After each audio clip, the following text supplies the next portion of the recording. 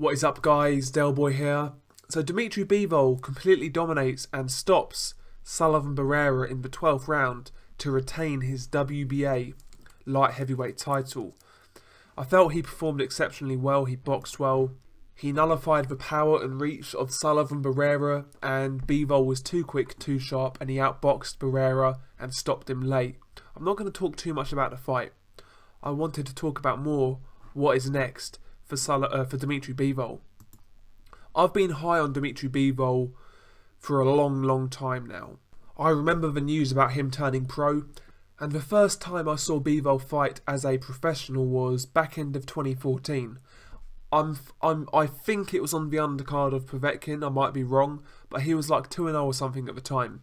I've been high on Bivol for a long time. I've been a believer in Bivol for a long time. I think he has all the skills to go a long way. Great jab, he's fluid, he's quick, he's got good power, good timing, good punch technique. Bivol's a very good fighter, he's very fluid, and he's a guy who has a vast amateur background. So as soon as I saw him fight, I felt this guy is one to keep an eye out for, and he's a guy who I've rated for a long time. And he's coming off now the best win of his professional career.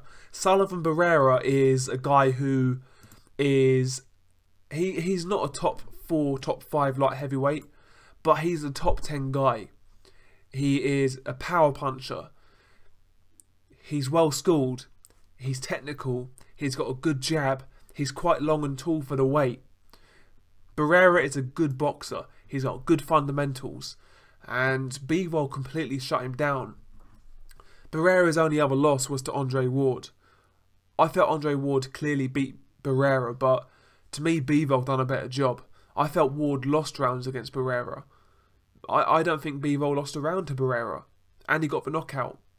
That was a very impressive performance from Dmitry Bivol.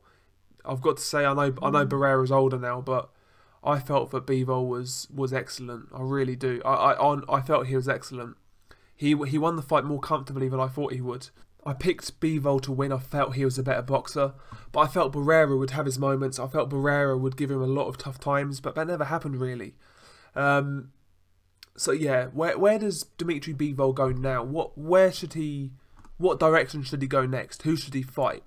Obviously, light heavyweight is a very strong division. It's full of world-class fighters, from the likes of Adonis Stevenson to Sergey Kovalev, Badu Jack, Elidia Alvarez, Alexander Vodzik, Marcus Brown, Artur Beterbiev. You know, there's some very good fighters there, and there are some very attractive fights there. Some of those guys I mentioned he can't fight next, like Badu Jack and Stevenson, because they're fighting each other in May. So those two are out of the equation. But Kovalev, for example, Kovalev fought on the same card, he got a win. Kovalev versus Bivol makes a lot of sense. Both guys are on HBO. Both guys are champions. It would be a unification fight. Stylistically, it should gel quite well. Both guys are good on the outside with good jabs, good power. You know, it's a great fight between two boxer punchers. And I think that fight's excellent. That fight really does get the juices flowing. I would love to see Dmitry Bivol versus Sergey Kovalev. And I really think right now, Bivol has a great chance of beating Kovalev. I think it's a great fight. Kovalev obviously can win. You know, he'd probably be the bookie's favourite. But Bivol's a good boxer. He is so fluid. His jab is excellent. And his timing is remarkable. You know, that right hand from Bivol is a punch that is to be feared in the division. And Kovalev, I feel his jab sometimes can be countered. He does bring it back slowly at times. Kovalev is a guy who starts strongly, but as the fight wears on, you know, sometimes he fades, as we saw against Andre Ward in both fights, and against Chilemba.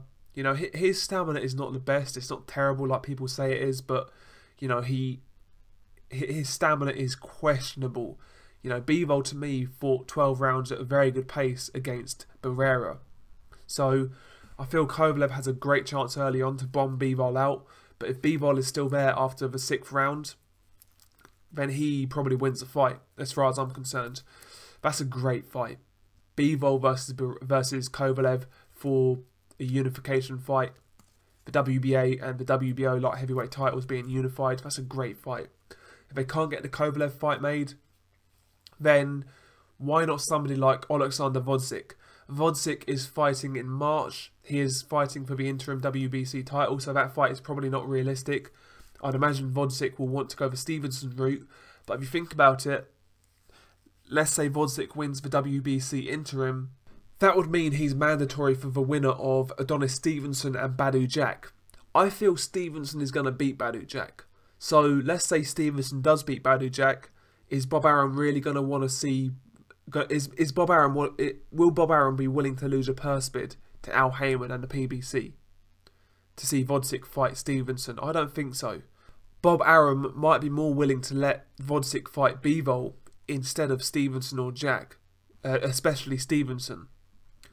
So I feel that Bivol versus Vodzik is a great fight again.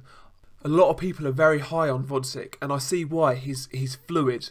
He's great in the pocket. He's got a good punch technique. His hand speed is good for light heavyweight. Good power. You know, good technical boxer. But I feel Bivol is a better...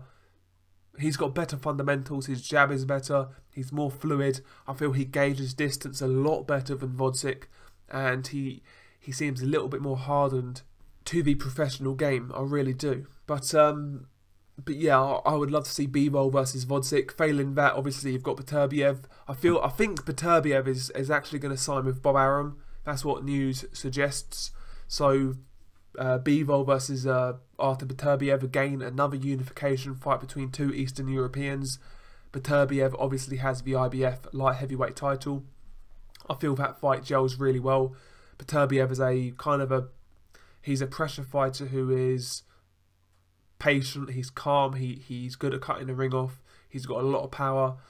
I feel that Bivol versus Beterbiev is a great fight stylistically. You got the guy in Bivol who's more fluid, he's a better boxer at range, and you've got Beterbiev who is going to be more inclined to come forward and try and apply pressure on Bivol. I think that fight gels stylistically really well. So Bivol versus Beterbiev is a great fight. So ultimately we want to see the unification fights. We want to see Bivol fight Kovalev. We want to see Bivol fight Beterbiev. But failing that, there are good options. We have Vodzik, like I said. Even Elidia Alvarez, who's not got a fight scheduled as far as I know. That's a decent fight. So to me, Bivol has a few options. Some are more realistic than others. I feel the Kovalev fight is the most realistic. It's the most easy to make. And that's a fight I would like to see the most. I think stylistically that fight gels really well. Actually, I think both guys are going to sit on the outside. I feel it's going to be a fight between two outside boxers. And it's going to be fascinating to see who wins. It might not be a bombs away type fight. But it's going to be one of those type of fights where there's going to be a lot of jockeying for position. There's going to be a lot of feinting. There's going to be a lot of prodding and probing. And we're going to be waiting for that one big shot from one of these big punchers. I feel Kovalev versus Bivol is a great fight. And it's a fight I'd love to see next. But yeah, Bivol has a lot of options. I hope to see him fight top competition from now on. I felt the Barrera fight was a great start to that. I think Barrera was the perfect opponent for right now. You know, like I said, Barrera is a legitimate top 10 light heavyweight. And Bivol handled him relatively easily. So I was impressed. We want to see Bivol fight the top guys now. I think he can go all the way. I am sold on Dmitry Bivol. What do you guys think? Peace.